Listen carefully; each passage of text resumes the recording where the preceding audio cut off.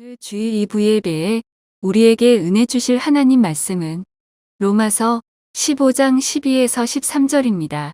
찾으신 줄 믿고 성경을 대독합니다.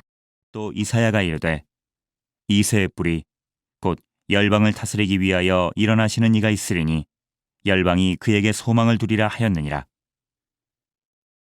소망의 하나님이 모든 기쁨과 평강을 믿음 안에서 너희에게 충만하게 하사 성령의 능력으로 소망이 넘치게 하시기를 원하노라.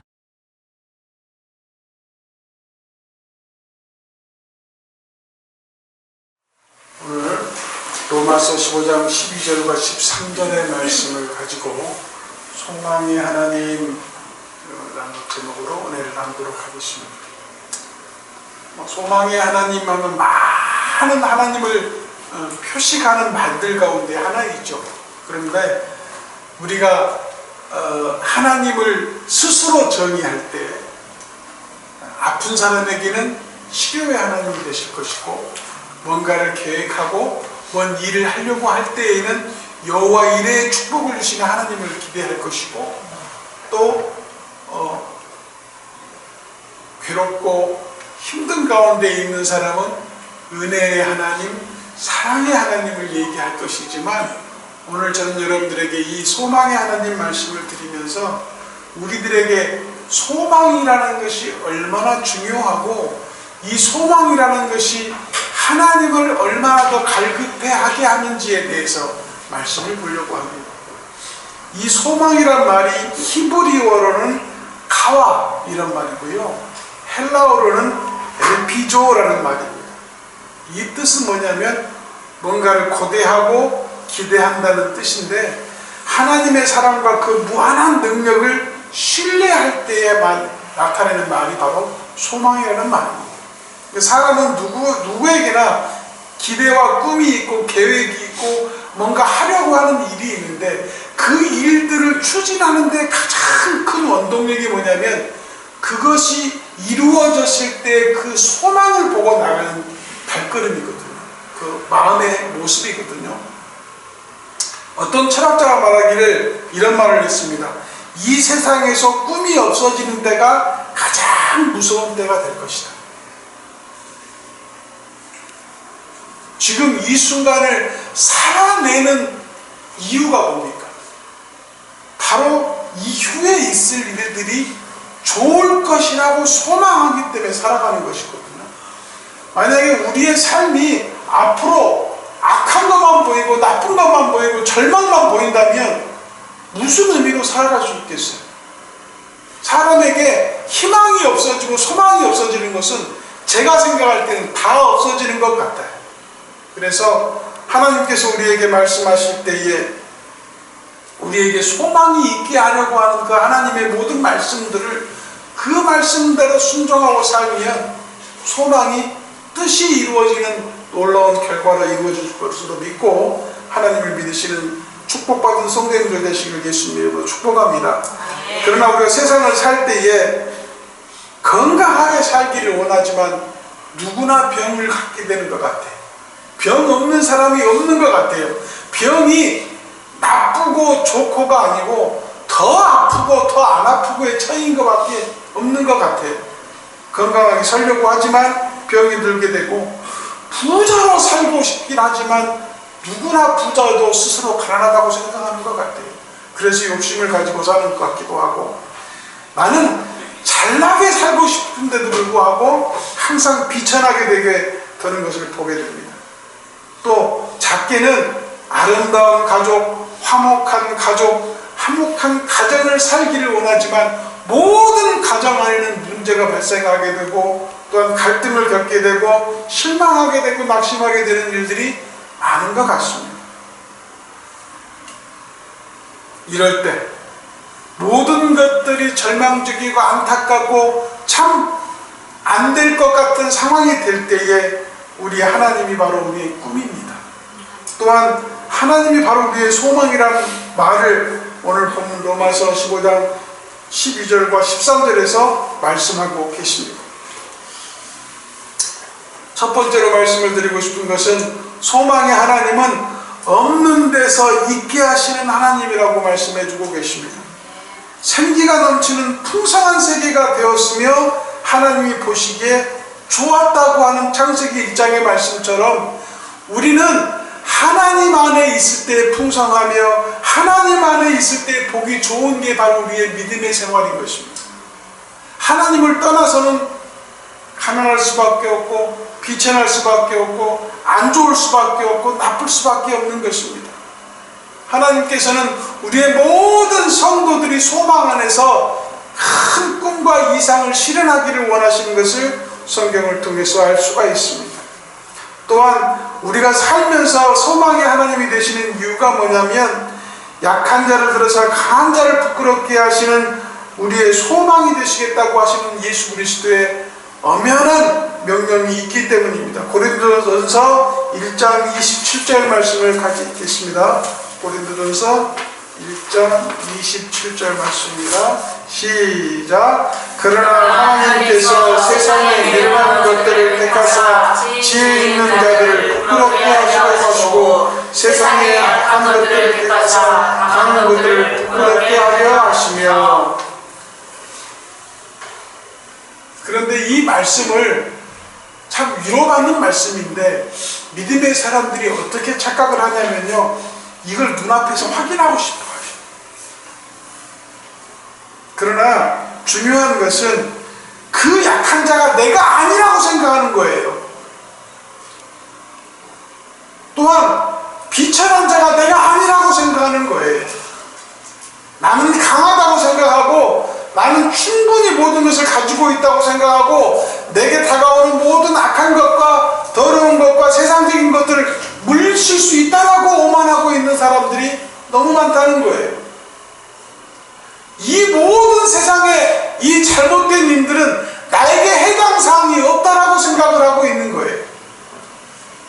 그러나 소망의 하나님께서는 그 소망이 인정되어지는 곳에 내가 가지고 있는 모든 것들을 내려놓아질 때에 나에게 소망의 하나님이 되심을 말씀하고 계십니다. 사랑하는 성도 여러분, 우리는 약하기 때문에 강하려고 하는 게 아닙니다.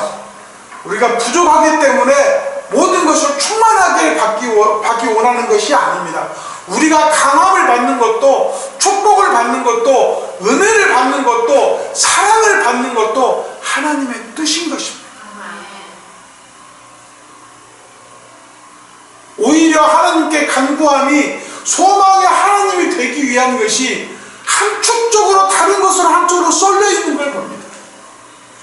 오로지 복받기를 바라는, 남들보다 나아지기를 바라는 그러한 추상적이고 굉장히 사람적인 생각으로 신앙생활을 하는 게 분명히 우리에게 있습니다. 소망의 하나님은 우리에게 말씀하실 때 분명히 뭐라고 말씀하시냐면 나의 의지와 지식과 힘과 이런 것들이 어우러져서 나를 교만하게 하는 모든 것들이 무너져 겸손해질 때에 하나님이 우리를 소망의 하나님으로 나타내시겠다고 말씀하고 계시는 것입니다.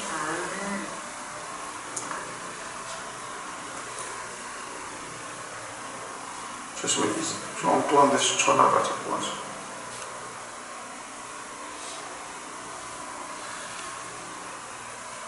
사랑하는 성도 여러분, 오늘 성경 안에서 우리에게 말씀해 주시는 내용들이 있습니다. 우리가 육신이 죽어도 우리는 영원히 살 것으로 믿어야 된다는 말씀인데, 요한복음 11장 25절 말씀에 예수님께서 가라사대 나는 부활이요 생명이니 나를 믿는 자는 죽어도 살겠고 라는 말씀을 통해서 우리는 한번 은혜를 나누고자 합니다.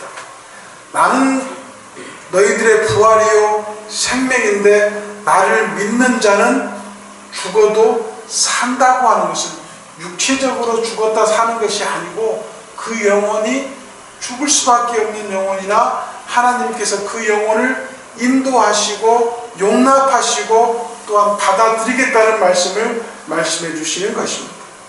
아무리 강한 육체라 할지라도 그 육체는 언젠가는 끝이 나고 죽을 수밖에 없는 것을 우리는 알고 있습니다.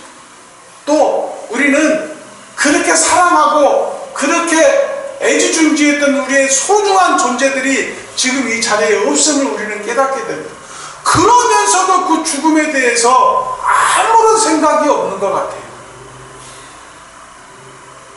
내가 실존에 있기 때문에 그 실존되어 있어야 할 많은 것들이 없어졌음에도 불구하고 여전히 교만하여서 하나님을 필요치 않는 그 소망이 하나님이 나에게 내재하시고 임재하시고 들어와 주셔야 되는 그 상황을 스스로 용납하지 못하고 있지 않냐라는 생각을 갖게 됩니다. 텍사스 대학교 경영대학교 교수인 나우나탄이라는 교수가 뭐라고 말했냐면 이런 말을 했습니다.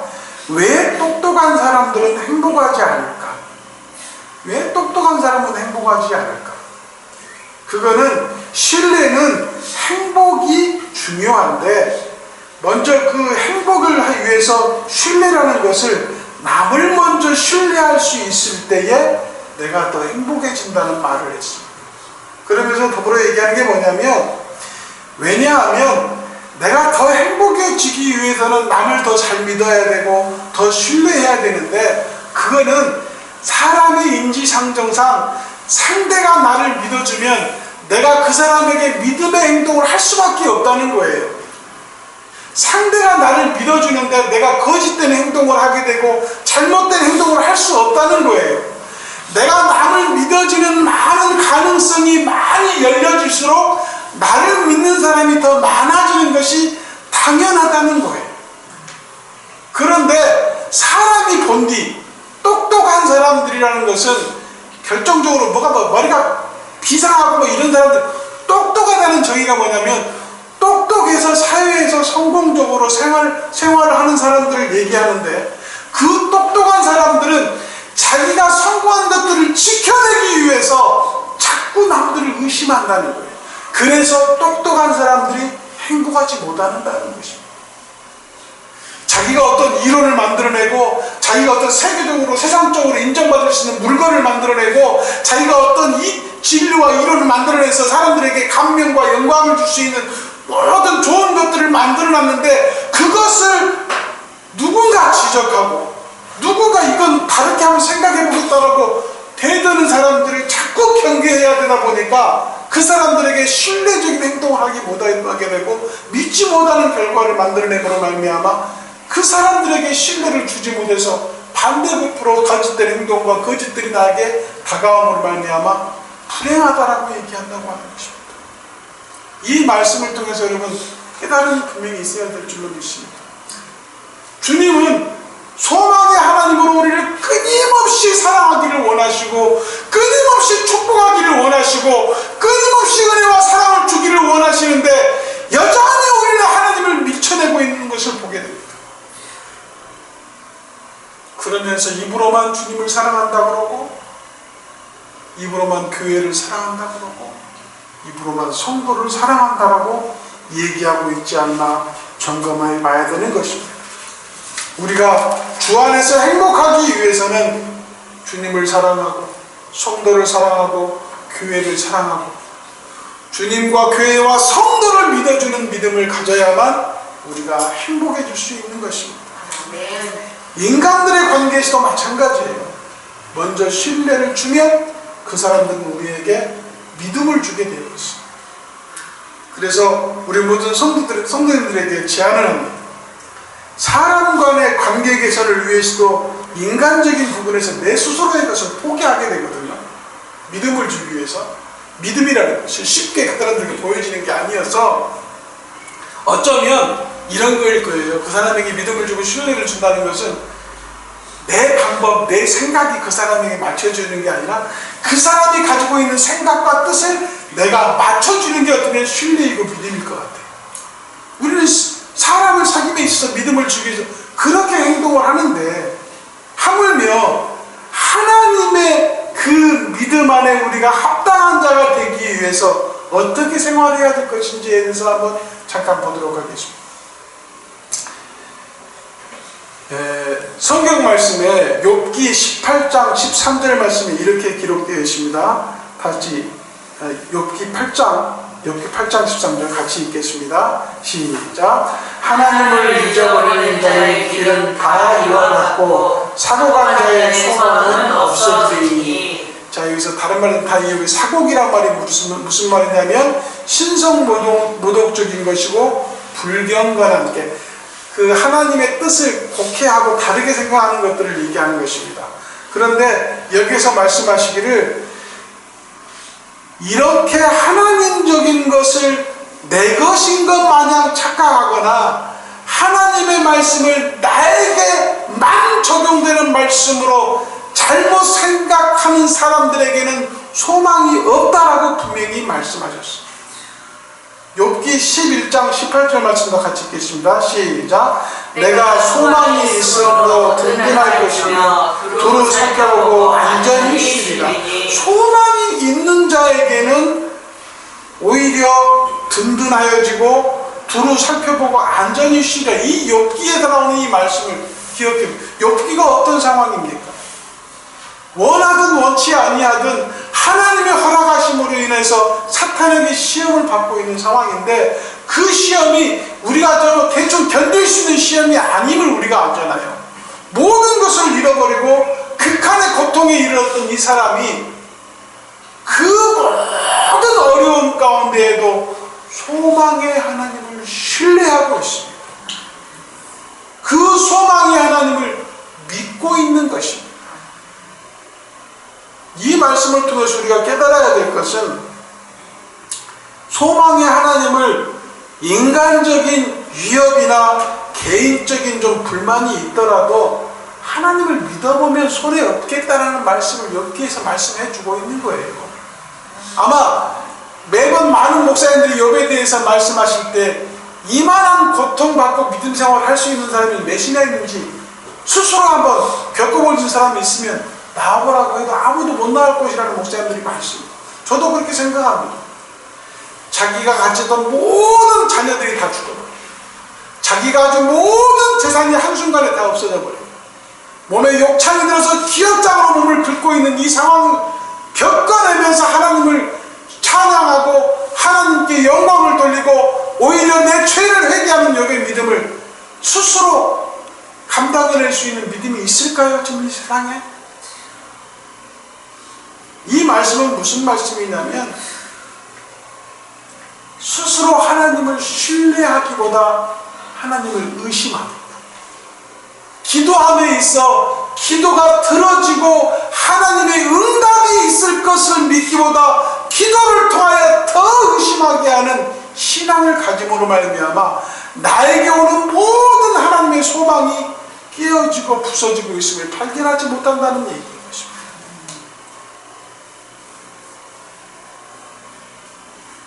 어제인가 우리 박민아 집사님이 그런 얘기를 했어요. 우리 박민아 집사 이번 주에 항암하고 집에 이제 다시 또 왔는데 옛날에 3주 만에 든 2주 만에 드니까 빨리 뵀는데 박민아 집사가 병원에 가기 전에 가서 기도를 하러 갔습니다. 제가 안수의 능력이 있는 것도 아니고 치료의 능력이 있는 것도 아니고 기도의 능력이 있는 사람이 아닙니다만은 사랑하는 마음으로 박무현 주의 머리를 꽉 안고 기도했습니다. 기도는 이렇게 기도했어요. 저는 능력도 없고 성령 예수님의 안수하는 데 대한 능력도 아무것도 가지지 않는 사람이지만 예수님의 이름으로 기도하오니 치료하여 주시고 좋아지게 하여 주시고 건강하게 하여 주시고 간절히 기도했습니다. 박무현 집사가 그런 얘기를 했대요. 매형이 기도를 했는데 머리가 뜨겁더라. 그리고 자기가 생각해 볼 때도 좀 더 나아진 것 같더라. 그런데 매형이 그걸 안 믿는 것 같더래요. 아마 그럴 수도 있어요. 저 스스로도 완벽한 믿음의 소유자가 아니기 때문에 또한 하나님을 100% 신뢰한다고 말은 하지만 여전한 하나님의 그 절대적인 신뢰가 내 마음에 완전하지 못하기 때문에 그럴 수 있어요. 왜? 지금까지 한두 번 기도한 것도 아니고 볼 때마다 기도해 주기를 원하고 기도하고 있는데 그 마음 한 중심에 하나님이 절대로 역사할 것을 믿고 간구하는 거하고 정말 겨자씨만한 의심이 생겼을 때 그 의심을 통하여 이루어지지 않는 기도의 응답이 있을 수 있다고 저는 생각을 합니다. 사랑하는 성도 여러분, 제가 분명히 말씀을 드립니다마는 잠언 14장 32절 말씀을 같이 읽고 얘기를 나누겠습니다. 시작. 악인은 그 환난에 엎드러져도 의인은 죽을 전에도 소망이 있느니라. 이 말씀에 엄청난 의미가 있어요. 지금 우리가 가지고 있는 건 환난입니다. 그 환난에도 죽을 거라고 생각하지 않은 악인이 있는 거예요. 그러나 의인은 내가 가지고 있는 환경이 아무리 어려운 환경일지라도 더 큰 소망을 어디에 두냐? 내가 죽는다 하더라도 소망을 갖는다. 왜냐하면 그 죽음은 결국 하나님을 만나는 일이기 때문에 더 큰 소망을 갖는다고 잠언서에서 말씀하고 계십니다. 사랑하는 성도 여러분, 우리가 여기에서 말하는 이 소망은 어떤 소망이냐면요, 우리에게 희망이 되고 좋은 일을 가지고 hope, HOP, hope이라는 희망을 얘기하는 게 아니에요. 이 소망과 희망은 뭐냐면 우리가 악한 일, 흉한 일, 두려운 일, 불행한 일 중에 소망을 뜻하는 말씀의 뜻입니다. 그건 뭐냐면 우리가 최악의 순간 가운데에도 그리스도에 대한 소망을 갖고 참을 수 있음을 우리는 시사하고 있는 것을 발견해야 됩니다. 로마서 12장 12절 읽겠습니다. 시작. 소망 중에 즐거워하며 환난 중에 참으며 기도에 항상 힘쓰며. 이 말씀은 무슨 말이냐면 기도할 수 있는 조건이 뭐냐면 소망 중에도 즐거워하고 환난 중에도 참을 수 있는 조건이 기도의 조건이 된다는 얘기예요. 그 소망의 하나님은 내가 즐거워도 또는 내가 슬퍼도 내가 아파도 건강해도 항상 소망의 하나님임을 인정하는 것이 우리의 신앙의 기본이 되어야 된다고 하시는 말씀인 것입니다. 로마서 15장 13절 말씀을 같이 읽겠습니다. 시작. 소망의 하나님이 모든 기쁨과 평강을 믿음 안에서 너희에게 충만케 하사 성령의 능력으로 소망이 넘치게 하시기를 원하노라. 이 말씀을 통해서 성령의 능력으로 소망이 넘치게 하시기를 원하는 이 말씀은 소망의 하나님이 절대적으로 신뢰하고 믿기를 간구하는 사도 바울의 강력한 권면의 말씀으로 우리에게 주시는 말씀입니다. 제가 처음에 설교 서두에서 말씀을 드렸다시피 우리에게 치료의 하나님, 여호와 일의 하나님, 축복의 하나님, 사랑의 하나님, 은혜의 하나님으로 다 구별되어서 구별하여서 믿고 있는 신앙보다 소망의 하나님으로 우리에게 사랑의 하나님으로 강력하게 믿는 그 믿음의 하나님을 우리 마음속에서 인정할 때에 그 하나님의 역사함을 깨달으셔야 됩니다. 결론적으로 말씀을 드리겠습니다. 우리 스스로 믿는다고 하고 하나님을 사랑하고 순종하기를 원한다고 고백하지만 우리의 삶은 실제로 변화되기 어려운 상황에 있고 변화되지 않는 것을 발견하게 됩니다. 듣지만 잊어버리고 알지만 모른 척하고 보지만 못 본 척하고 느끼지만 아무런 감정을 느끼지 않는 것처럼 행위하는 신앙을 갖는 것을 보게 됩니다.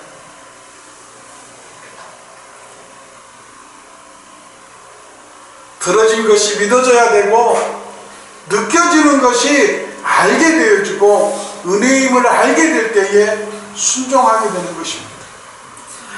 그러므로 말미암아 그 신앙이 끊임없이 반복되어지고 하나님을 닮아가기 위해서 우리의 신앙이 매일매일 깨우쳐지는 신앙이 될 때에 소망의 하나님으로 주님은 다가오신다라고 말씀하고 있습니다. 힐튼 월드와이드 회장인 크리스토퍼 나세타 회장이 이런 말을 했답니다. 힐튼이라는 내가 호텔만 있는 게 아니고 글로벌적인 그룹이기 때문에 거기에 있는 크리스토퍼 나세타 회장이 뭐라고 했냐면은 이런 말을 했어요. 자기가 세계적으로 많은 여러 가지 강연이나 그 조직들에 대한 교육을 하면서 하는 말이, 같은 얘기를 너무 많이 하다 보면 사람들이 지겨워한다. 지겨워하기 때문에 자기도 이 말을 여기서 했는지 안 했는지 구분을 못할 정도로 많은 강연을 하고 얘기를 하는데, 그러다 보면은 어떤 것이 생기냐면은 그 이야기의 방식을 바꾸게 되고 또 짧게 줄이거나 요약해서 얘기하는 버릇들이 생기게 된다고 합니다. 하도 자주 말해서 이제 많은 사람들이 자기의 말을 귀를 기울이지 않는 모양들을 보게 된다는 거예요. 제가 오늘 여러분들에게 말씀을 드리고 싶은 것은 교회를 치리하는 목회자나 담임 전도사가 아무리 좋은 계획이나 명확한 계획 또는 비전을 가지고 기도하고 일을 한다고 해도, 만약에 그 소망에 하나님께서 함께하지 아니하시면 아무런 일도 일어나지 않는다는 것입니다. 제가 말씀을 드리고 싶은 것은 성도의 모든 구성은 한 사람 한 사람이 교회가 되어야 돼요. 성도 한 사람 한 사람이 다 예배가 되어야 되고, 성도 한 사람 한 사람의 기도가 하나님께 정말 번제와 속건제로 드려지는 모든 예배의 기도가 되어야 되는 것처럼, 모든 사람이 한 사람 한 사람이 교회가 되고 예배가 되었을 때에 그 뜻들이 모여져서 교회의 비전이 되고 목표가 되는 것처럼, 우리의 신앙과 우리의 믿음은 비전과 목표를 비로소 현실화시킬 수 있는 원동력이 된다는 것을 깨닫게 되었습니다.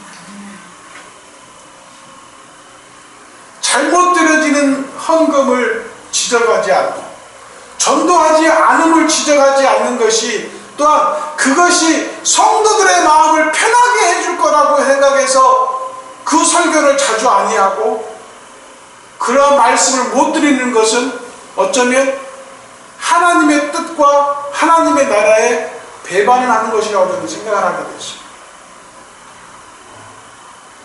제가 극단적으로 표현했던 말씀 중에, 내 가족과 내 가정을 구원하지 않는 것이 죄인 것을 깨달아야 되는 것입니다. 하나님께 드려지는 감사와 헌금이 바로 드려지지 않으면 그게 죄인 거예요. 그것을 지적하지 않고 말씀하지 아니하면 오히려 죄짓게 함으로 말미암아 하나님의 나라에 들어갈 수 없는 자가 되게 만들어버리는, 죄를 짓고 있는 목회자가 될 수도 있어요. 또한 그런 말씀들을 내가 받지 아니하면 내 믿음의 신앙이 깨어나지 못함으로 말미암아 하나님 앞에 바로 서지 못한다고 하면 그것도 죄 아닙니까? 우리 소망의 하나님은 너희가 성령 안에서, 너희가 믿음 안에서 바로 서기를 원하고 내가 너희에게 소망이 되기를 원한다고 하는 것은, 우리가 깨어지고 또 부서지고 또 죽어져서 정말 새로운 생명을 열매를 맺는 믿음의 사람이 되기를 원하는 하나님의 그 소망이 있는 거예요. 모든 열매를 거둘 작은 벼씨앗 하나 던져놔서 모종을 심어서 농사를 지을 때 그 많은 수많은 벼를 얻을 거라고 생각을 하지 못했잖아요, 우리가 처음에. 그런데 심어놓고 열심히 그것들을 관리하다 보니까 수많은 보리와 쌀과 과일들을 얻어내는 것처럼, 우리에게 주어진 신앙이 바로 세워지고 바로 보여지고 바로 믿어질 때에 소망의 하나님이 우리를 통해서 역사하시겠다는 말씀을 오늘 본문을 통해서 말씀해 주고 계시는 것입니다. 사랑하는 성도 여러분, 소망의 하나님을 믿고 기도하십시오. 나와 가족과 가정과 직장과 내가 처한 모든 환경과 또 교회와 하나님의 나라와 하나님의 의와 뜻을 우리에게 이루어 주시기를 위해서 소망하시는 믿음의 생활을 하시기를 주의 이름으로 축복합니다. 소망의 하나님은 우리가 그렇게 쓰여지기를 바라시는 거예요. 설교 초반부에 말씀을 드렸던 것처럼 우리에게는 치료의 하나님만으로 남겨지기는 그러한 아둔한 믿음보다 소망의 하나님, 우리에게 뜻을 이루어 주시고 우리의 생명을 지켜주시고 우리가 좀 더 나은 하나님의 믿음의 생활을 할 수 있는 그 소망 가운데 살기를 원하시는 예수님의 은혜와 사랑으로 변화되어지는 그런 하나님을 만나시기를 예수님의 이름으로 축복합니다. 사랑하는 성도 여러분, 우리가 이제 한 62, 3일이면 또 올해도 넘겨야 되는 상황이 되었습니다.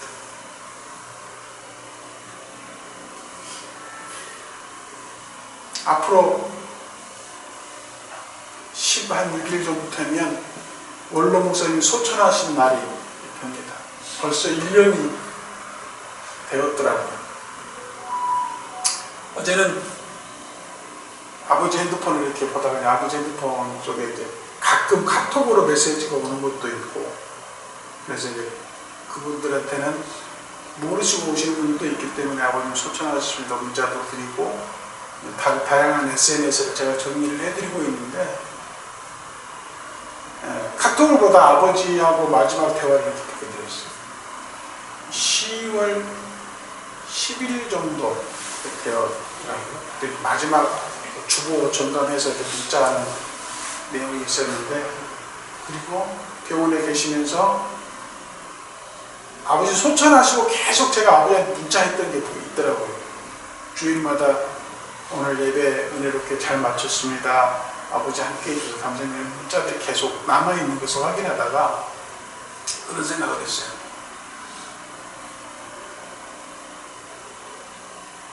저도 지금 이 주일 예배가 뭐 말씀을 준비하고 이런 것들은 힘들지 않아요.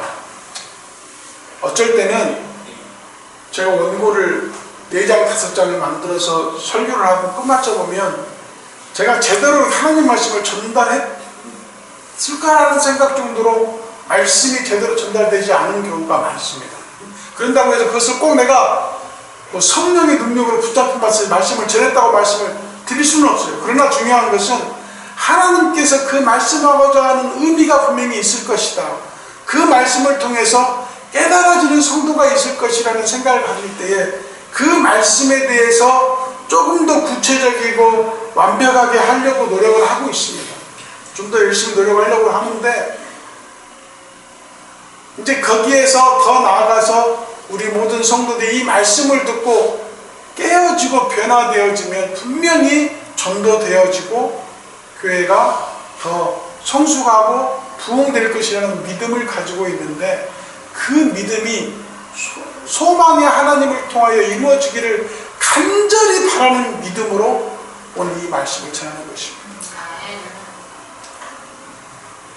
사람이 아무리 계획할지라도 하나님이 하지 아니하시면 이루어질 수 없는 것이라고 성경을 통해서 말씀하시는 그 말씀을 소망의 하나님으로 위로를 받기로. 솔직히 답답하잖아요. 왜 전도가 안 될까? 왜 기도가 안 될까? 왜 부흥이 안 될까?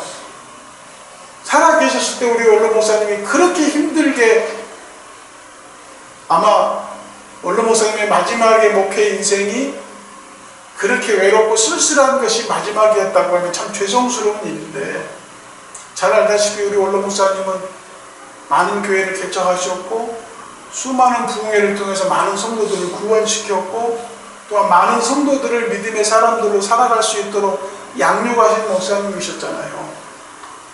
근데 우리가 남아있는 건데, 이 남아있는 그 책임과 소명을 우리가 감당하기 위해서 더 기도하고 더 노력하고 더 강한 믿음을 통하여 내 스스로 깨어져서 죽어져야 돼요. 전도하지 않으면 내가 죽어지지 않기 때문이에요. 어쩌면 인간적으로는 내 이기적인 신앙 때문일 수도 있어요. 내가 좀 더 고생하고 말지, 이 고생을 내 자식들에게, 내 가족들에게 그 수고를 강요하지 않겠다라고 하는 작은 믿음일 수도 있어요.